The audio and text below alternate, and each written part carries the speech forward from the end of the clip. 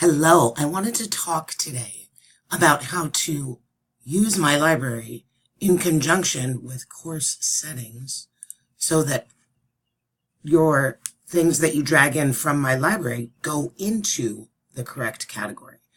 So notice I have participation, homework, assessments, and labs.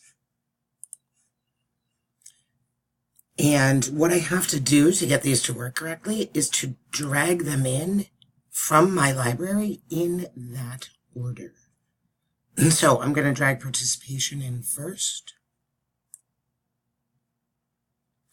And since participation is listed first in the categories, this does indeed come up as participation.